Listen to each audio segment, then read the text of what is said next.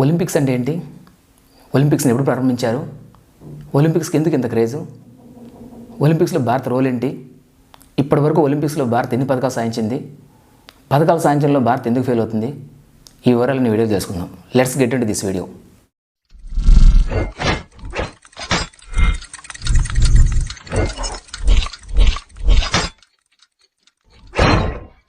Olympics అనేది 4 సంవత్సరాలకు ఒకసారి జరిగే గేమ్ ఈవెంట్.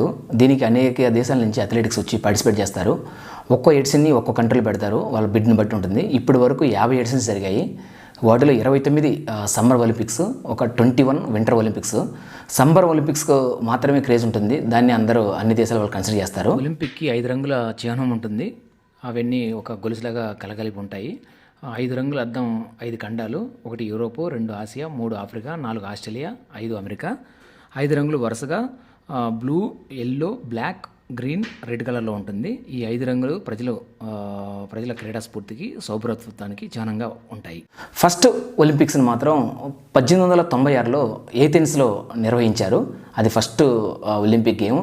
ఇప్పుడు 2024 ఒలింపిక్స్ మాత్రం ఫ్రాన్స్ రాజధాని ప్యారిస్లో నిర్వహిస్తున్నారు. ఇది జూలై 26, 2024 నుంచి ఆగస్ట్ 11, 2024 వరకు నడుస్తుంది. దీంట్లో 10,000 మంది అథ్లెటిక్స్ పోటీ చేయబోతున్నారు. వాళ్ళు 200 కంట్రీస్ నుంచి రాబోతున్నారు. అలాగే దీనికి ఒక ట్యాగ్లైన్ కూడా పెట్టారు. అది గేమ్స్ వైడర్ ఓపెన్ అని పెట్టారు. ఇది ఒక మంచి ట్యాగ్లైన్ చెప్పొచ్చు. అలాగే దీనికోసం ప్యారిస్ దాదాపుగా 85,000 కోట్లు ఖర్చు చేస్తుంది వాళ్ళ బడ్జెట్ నుంచి. అలాగే దీనికోసం ఒలింపిక్స్ విలేజ్ని కట్టారు 2,800 అపార్ట్మెంట్స్ తోటి. ఈ ఒలింపిక్స్ జరిగేంత వరకు ఎవరైతే వస్తారో వాళ్ళందరూ అక్కడ స్టే చేయొచ్చు. ఆ ఒలింపిక్స్ అయిపోయిన తర్వాత ఏవైతే అపార్ట్మెంట్స్ ఉన్నాయో వాటిలో 25% పేదలకు ఇవ్వబోతున్నారు. ఇది ఒక మంచి పరిణామం. అలాగే 45,000 మంది వాలంటీర్స్ పనిచేస్తున్నారు దీనికోసం. అలాగే రోజుకి దాదాపుగా 1,30,00,000 మంది భోజనం చేసే విధంగా కొన్ని వందల చెఫ్ మాస్టర్లు తీసుకొచ్చారు. ఇప్పటి వరకు ఒలింపిక్స్ చూస్తే ప్యారిస్ 3 సార్లు నిర్వహించింది. ఇప్పుడు ఇది 3వ సారి నిర్వహిస్తుంది. ఫస్ట్ టైం వాళ్ళు 1900 సంవత్సరంలో నిర్వహించారు, తర్వాత 1924 నిర్వహించారు. అంటే లండన్ తర్వాత అత్యధిక సార్లు ఒలింపిక్స్ నిర్వహించిన ఏకైక నగరం ప్యారిస్. ఒలింపిక్స్ నిర్వహణ అనేది చాలా కష్టతరము, ఎందుకంటే మనకు చాలా సంఘటనలు ఉన్నాయి. ఒక్కసారి ఒలింపిక్స్ నిర్వహించిన తర్వాత కొన్ని దేశాలు అప్పుల్లో కొరకుపోయాయి. అంటే అర్థం చేసుకోవచ్చు మీరు ఒలింపిక్స్ అనేది ఎంత కాస్ట్లీ ఈవెంట్ అనేది. అందుకోసమే అన్ని నగరాలు పోటీ పడుతున్నా కూడా కొన్ని నగరాలకే వాటిని బిడ్ రూపంలో ఇస్తుంటారు. మనం భారతదేశం గురించి మాట్లాడుకుందాం. భారతదేశం ఒలింపిక్స్లో అడుగుపెట్టి నేటికి 100 ఏళ్ళు అవుతుంది. మనం ఫస్ట్ టైం 1900 సంవత్సరంలో అడుగుపెట్టాము. ఇప్పుడు 2024 అంటే ఎగ్జాక్ట్గా 100 ఏళ్ళు అవుతుంది. ఇది మనందరికీ చాలా స్పెషల్, భారతదేశానికి అలాగే మనలాంటి అందరికి కూడా ఇది చాలా స్పెషల్. సో ఇప్పుడు పారిస్ ఒలింపిక్స్కి భారతదేశం నుంచి 117 మంది క్రీడాకారులు వెళ్ళారు. సో వాళ్ళు 16 కేటగిరీలో వాళ్ళు కంటెస్ట్ చేయబోతున్నారు. ఆ 16 కేటగిరీలో మెయిన్గా వచ్చి athletics, boxing, shooting, table tennis, badminton, wrestling, archery, weight lifting లాంటి కేటగిరీలు ఉన్నాయి. సో మెయిన్గా చూస్తే ఒక మంచి విషయం ఏంటంటే ఈ 117 మందిలో దాదాపుగా 10 మంది వ్యక్తులు మన తెలుగు రాష్ట్రాల నుంచి బయలుదేరారు. సో అందులో ఫస్ట్ టైం ఒలింపిక్స్లో టేబుల్ టెన్నిస్ తీసుకొచ్చారు. దానికి హైదరాబాద్ నుంచి ఒక ఆకుల శ్వేత అనే ఒక అమ్మాయిని నామినేట్ చేశారు. ఇది ఒక మంచి పరిణామం. ఇప్పటి వరకు ఈ 100 ఏళ్లలో భారతదేశ ప్రదర్శన చూస్తే కేవలం 35 పథకాలు మాత్రమే సాధించింది ఇప్పటి వరకు. అందులో 10 మాత్రమే గోల్డ్ ఉన్నాయి. ఆ 10 గోల్డ్ కూడా 2 ఇండివిజువల్ కేటగిరీ వస్తే ఒక 8 మాత్రం హాకీలో వచ్చాయి. సో మనకు ఇప్పటి వరకు జరిగిన అన్ని ఎడిషన్స్లో పోల్చుకుంటే టోక్యోలో జరిగిన 2020లో టోక్యోలో జరిగిన ఎడిషన్లో మాత్రం మనకు 7 పథకాలు వచ్చాయి. సో అదే మనకు హైయెస్ట్ సింగిల్ సీజను. మనం టేబుల్ ప్రకారం చూసుకుంటే ఒలింపిక్స్లో భారత్కి వచ్చి 57వ స్థానంలో నిలిచింది. ఒకటి మాత్రం బాధాకరం, నాకు అసలు ఇప్పటికీ అర్థం కావట్లేదు, మనకి ఎందుకు పథకాలు రావట్లేదు తెలియట్లేదు. నేను 2004 ఏథెన్స్ ఒలింపిక్స్ నుంచి నేను ఒలింపిక్ గేమ్స్ ఫాలో అవుతున్నాను.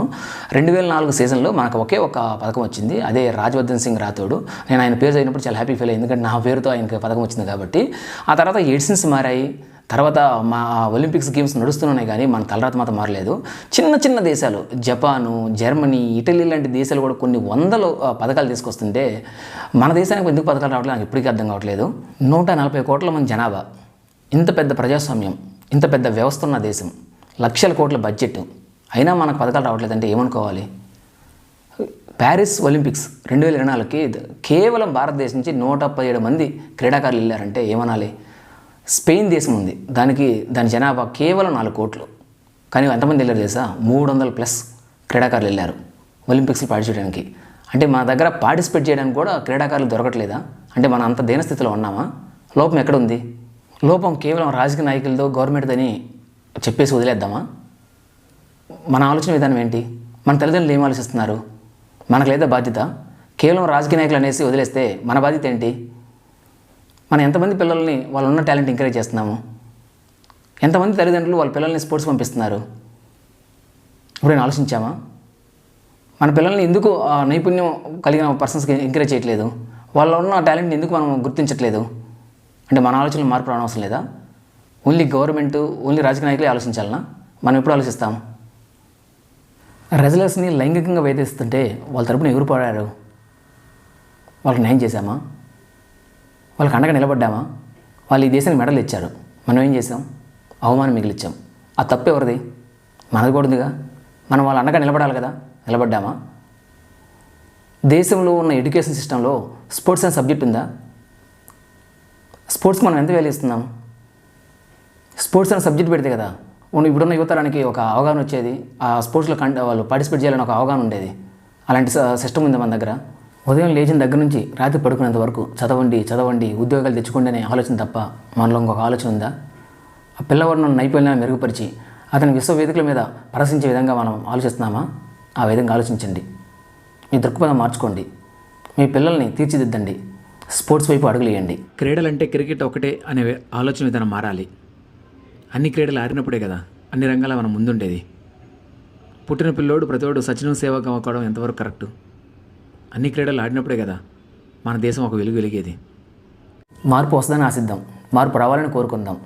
ఆ దిశగా అడుగులు వేయాలని మనస్ఫూర్తిగా కోరుకుంటున్నాను.